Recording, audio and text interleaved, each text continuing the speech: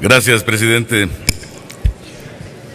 Compañeros, venimos a discutir la propuesta del artículo 2, que entre otras cosas pretende fortalecer los mecanismos de protección a los derechos político-electorales de las ciudadanas y ciudadanos indígenas que pertenezcan a un pueblo o comunidad indígena y que se han visto excluidos de participar en los procesos electorales municipales, específicamente en diversos municipios regidos por el sistema de usos y costumbres o sistemas normativos internos.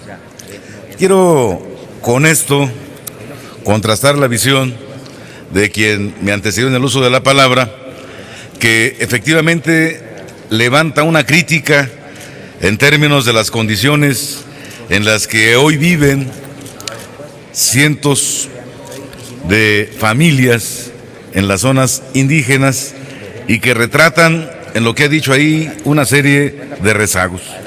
Yo quiero llevarlos a un recorrido histórico y decirles que hace 200 años, en octubre de 1814, hombres valientes e ilustrados como Morelos, López Rayón, Herrera, Lisiaga y otros, en un medio hostil, sufriendo persecución, tuvieron la presencia de ánimo para crear el decreto constitucional para la libertad de la América Mexicana que dio sustento a la nueva nación. Este decreto por primera vez estableció la igualdad de todos los mexicanos. En el breve y contundente artículo 13, se reputan ciudadanos de esta América todos los nacidos en ella. En este artículo concreta Morelos lo que proponía en la Constitución, en los sentimientos de la nación: que las leyes generales comprendan a todos, que la esclavitud se prescriba por siempre y lo mismo la distinción de castas, quedando todos iguales, y solo distinguirá a un americano de otro el vicio y la virtud.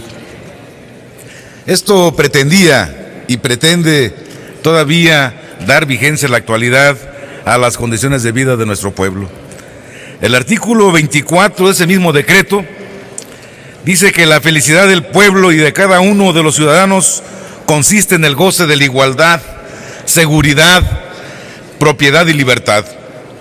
La íntegra conservación de estos derechos es el objeto de la institución de los gobiernos y el único fin de las acciones políticas. Visionario todavía y que reclama vigencia en estos aciagos días que vive nuestro país. En 1824, en la Primera República, a los integrantes de las clases subalternas, indios, castas, esclavos, mamumisos, siervos encasillados, estas serían gentes reconocidas en este documento histórico y que, sin embargo, las restricciones para su incorporación a la ciudadanía siguen siendo las mismas. Los principios no cambian la realidad. Las supervivencias corporativas impiden a los hombres y mujeres de las clases bajas participar en la vida social de nuestro Estado, no de aquel naciente, sino en este, y aplica perfectamente.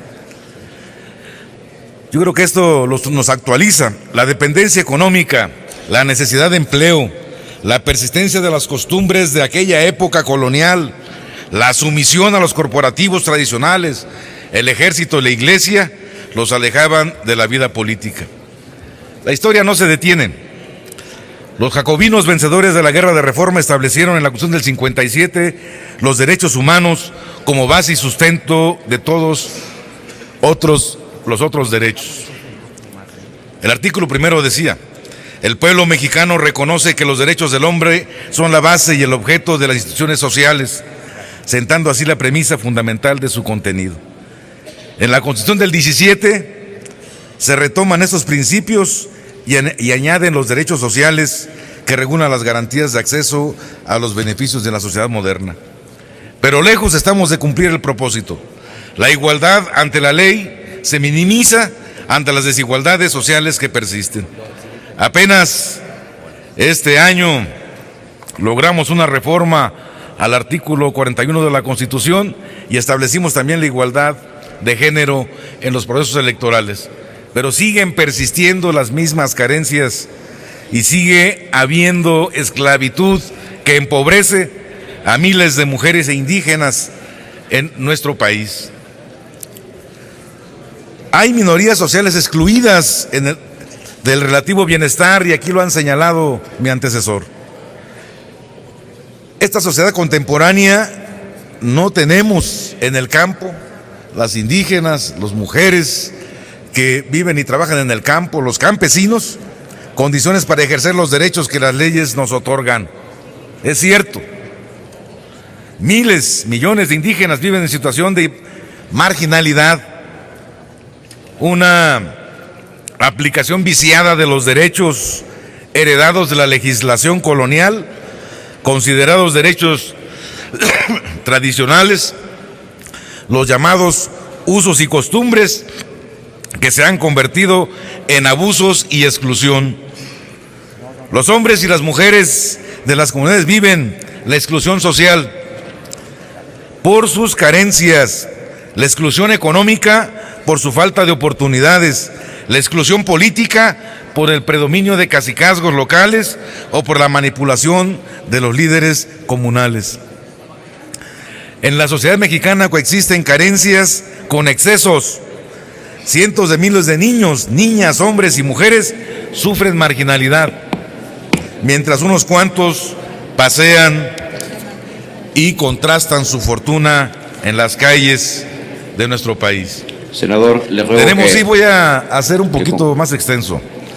¿Cuánto tiempo ocupa para, y con todo gusto? 4 minutos, señor. 4 minutos. Tenemos miles de comunidades cuyo presente de exclusión se sustenta en el incumplimiento de los preceptos constitucionales. Por eso es necesario reafirmar los contenidos de nuestra Constitución. En los considerandos que nos remite este quinto párrafo del artículo 1 constitucional, que prohíbe toda discriminación, dice: la discriminación que tenga por objeto anular o menoscabar los derechos y libertades de las personas. Y el artículo 2, que establece la composición pluricultural de la nación, sustentada originalmente en los pueblos indígenas, y se refiere a la igualdad de oportunidades y la eliminación de cualquier forma de discriminación.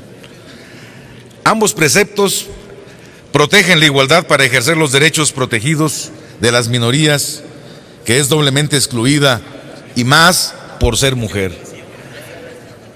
Hay un informe, el de la Comisión Nacional de los Derechos Humanos, sobre el caso de discriminación de que fue objeto la profesora Frusina Cruz, la actual diputada y promovente. Señala que existen prácticas sociales de autoridades y servidores que constituyen violaciones a los derechos humanos. Estas prácticas excluyentes se justifican en la aplicación de usos y costumbres de los pueblos indígenas. Compañeros, en el dictamen de las comisiones se reconoce el derecho de todas las personas a gozar de los derechos humanos establecidos en la Constitución y en los tratados internacionales. Asimismo, ratifica la interpretación que favorece en todo tiempo a las personas al garantizar el ejercicio de sus derechos.